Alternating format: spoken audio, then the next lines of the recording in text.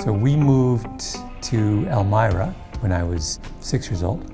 Many of my fondest memories of growing up are running related. I joined the Kitchener-Waterloo Track Club, and we used to train at the old Kitchener Auditorium. The thing I always remembered is that every cross-country race would be at a different conservation area. It's runner's paradise around here. I don't know whether non-runners realize this, but there had been some thought when this region was being populated about what were the green spaces that were going to be set aside.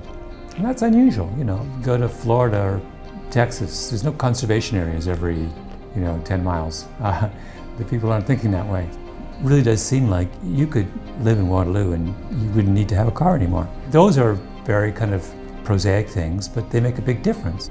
20 years ago when you talked about sustainability, people in business thought of it as an obligation, something that would eat into their profits, that was a kind of necessary evil. But now they're realizing that in fact it's consistent with their business mission. A more efficient operation is a more profitable operation, a more productive operation, an operation that has more time to do the kind of things it wants to do.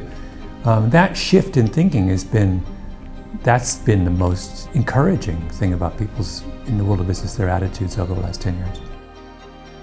When I say that I'm from Waterloo Region, particularly if I'm in any kind of tech area, people know where I'm from. I was talking to some guy who runs a super high-tech little startup in San Francisco. He asked me where I was from. I said I grew up in Waterloo, and he said the same thing they always say, which is, oh, we have a bunch of engineers from University of Waterloo who work for us. It's Caltech, it's MIT, it's Stanford, and it's Waterloo. That's where the brains come from.